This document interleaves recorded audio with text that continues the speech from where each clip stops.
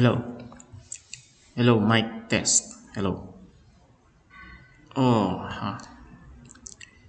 okay. So, I think it's ready. So, traverse surveying pa rin yung ating topic. We are now on area computation. Traverse surveying, like surveying a lot, requires that you need to compute the area. Okay? So, kahit pa irregular polygon yan, you need to compute for the area. Okay? Now, so, ito yung topic natin na susunod sa Module 4. So, we can solve areas by triangles. So, kahit rectangle pa yan, pwede nating i-divide into triangles and we can solve the individual triangles and then i-add lang natin yan. So, yan ang kagandahan din ng triangles. Ano? So, ito na yung mga formula na nalaman nyo sa inyong geometry subjects sa elementary, sa high school, sa senior high school, at ngayong kolehiyo na kayo.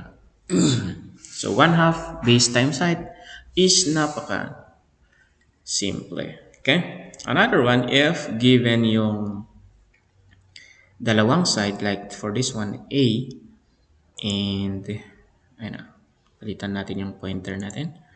Ayan, for this one, side A and side B are given, and the included angle alpha is also given, then the area is just 1/2 AB sine alpha. Okay, so this is the area for this one. Now, if three sides are given, A, B, C, then we could use this formula, square root of S, which, S is the half of the parameter. So, A plus B plus C divided by 2 is just S. Okay? So, square root of S multiplied by quantity S minus A multiplied by quantity S minus B multiplied by quantity S minus C. And you got the area. Okay? So, ganyan lang kadali sa triangles. Now, we could also solve area by coordinates. In land surveying, merong mga coordinates din ang points. Okay? So, pag may northings na tinatawag, northings and eastings, meron siya. Ay makakompute na natin yung area using these coordinates pag given niya. So, total area is just 1/2. Okay? This one, x2, y1, and so on. Okay? Subtract natin yung mga negative areas. Then, so ganito yung ano niya. So, x1 times y2. Okay? Ayan o, x1 times y2. And this one, y1 times x2. Okay? x2, y1, ito yun. So, ito yung mga positive, yung pataas na ganyan. Positive siya. Negative naman yung mga yan, pababa. So, mayroon tayong example. So, given yung northings and eastings niya. So, ayan. So, y1, subscript nito y1 times x2. Okay? Ayan. y1 times x2. Ito yung, pag inad natin ito yung area 2. Okay? Area 2, this is 1. Okay? So, pag ganyan lang, sundan lang natin itong arrow na to. Okay? Ito yung result. Now, x1 times, okay, y2. So, this is x1, y2. x2, y3, and so on and so forth. Okay? Kaya makuha natin A1 ang tawag dyan. Kasi, ayan yung negative area. Okay? So, 2, ilan to? 2 billion. Okay? More than 2 billion. I-subtract lang natin itong areas na ito, A2 and A1. Okay? Divide natin ng 2. Okay? Kasi yan, 1/2. So this is now the total area of this one. Okay? So ganun lang yung area by coordinates. Next, we can also solve area by double meridian distance or DMD and double parallel distance or DPD. These are just the rules to follow. So the DMD of the first course is equal to the departure of the course. Okay? So equal lang ito sa departure. Or the DPD of the first course is equal to the latitude of the second course. Next, rule 2, DMD of any course is equal to DMD of the preceding course plus the departure of the preceding course plus departure of the course itself. Ngayon, pag DPD naman, ito yung kanyang rule. DPD of any course is equal to DPD of the preceding course plus latitude of the preceding course plus latitude of the course itself. Okay? So, pag DMD ang gagamitin natin, departure natin ang ating mga magagamit na sa pag-compute. Pag DPD naman, yung mga latitude. Rule number 3. DMD of last course is numerically equal to the departure of the course but with opposite sign. So, pag nasundan natin itong rule na to, the double area, okay, or 2A double area is DMD times the adjusted latitude. Okay? Para makuha natin yung total area, yung mga north double areas at saka south double areas, i-add natin divided by 2. Yun yung area. Kapag DMD ang gamit natin. DPD naman, i-multiply natin sa adjusted departure east double areas and west double areas divided by 2 is the area using DPD. Okay? Now, this is an example. So, given itong mga adjusted latitude and departure natin, I think na-compute natin ito sa previous na examples. So, ang DMD, this is the first course, AB. Take note that the DMD of the first course, ito yung rule na number 1, is equal to the departure of the first course, di ba? Ito yung departure, equal yung DMD sa first course.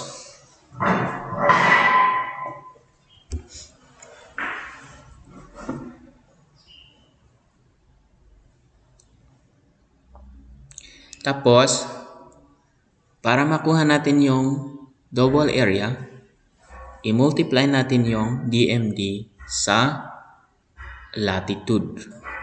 So, 47.270 times 490.710, ito. Nakalagay siya sa north double area dahil positive ang result. Okay?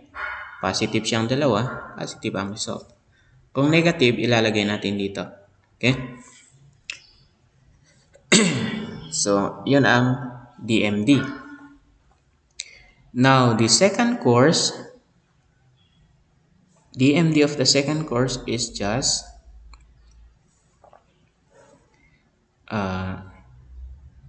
DMD of the first course plus the departure, this one, departure of the first course plus the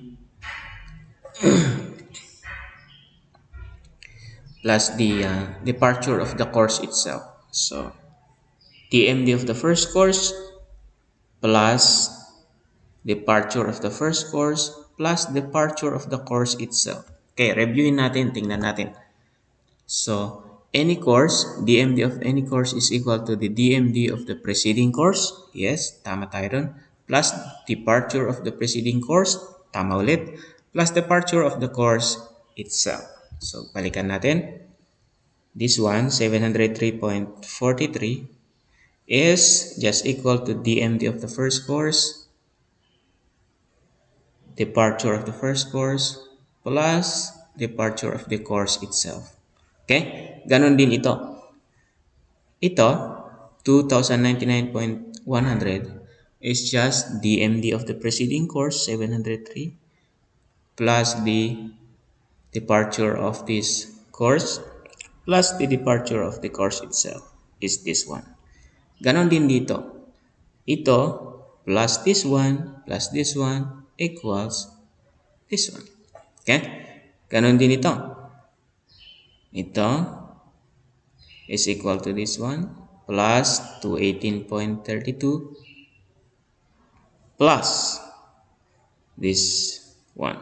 Since negative siya, magsusubtract. Okay? And parehas din ito. Ganyan. Pero, kahit hindi na natin i-perform, since yung last rule, ito na yung last course natin. The last course, the MD of last course is equal to the departure of the course itself but with opposite sign. Okay, so since negative yung departure ng last course, ay positive na ito. Okay? Pero pwede rin natin gamitin ito. I-add natin yan, plus this one. Pag makuha natin ito, ibig sabihin tama tayo. Okay? So, ayan. So, pag-compute ng double areas, multiply lang natin ito sa latitude. Diba? Itong formula na yan. DMD times latitude. Pag positive, ilagay natin sa north. Negative sa south. Okay, so i-add natin lahat yan. I-add natin to. And pag-addin natin itong dalawa. Okay? And of course, i-add natin. Ayan, divided by 2. Ito yung area. So, ganun din sa DPD. Parehas lang sila ng rule. Di ba? So, ayan, since puro positive lahat ng double areas, ayan, divided by 2, ito rin. Okay? So, it is a means of checking kapag ginamit. Pwede namang DMD lang gamitin natin or pwedeng DPD lang. Okay? Pero para ma-check natin, dapat equal yung area na makuha natin using DMD and DPD. Okay? Pag hindi, merong mali sa computation natin. Okay? So, we can also, for irregular shapes, you can use offsets from a straight line. Pag ito yung gilid ng shoreline or yung gilid ng river, pwede natin gawin to. So, ilagay natin to sa center ng river, itong line na ito, and then i-offset natin perpendicular papunta sa mga gilid-gilid na ganyan. So, ang area ay the area of these trapezoids. Okay? Yung area ng trapezoid. Kung ilang trapezoid, i-add natin lahat ng areas na yan. Pero para shortcut, gagamitin natin itong formula. D multiplied by this quantity. Okay? H1 plus Hn, ito yung first na line. Ito yung last na line divided by 2 plus H2. Okay? Iyan na. I-add na natin lahat H2, H3, H4, and so on hanggang Hn minus 1. Ito yung second to the last. Pag nakuha natin yun, and then kukuha na natin yung area. Okay? So, we can also use by Simpson's 1/3 rule. Lalo na kung masyado ng yung irregular at pwede na natin gawing curve. Yung mayan. Sample nga sa mga rivers.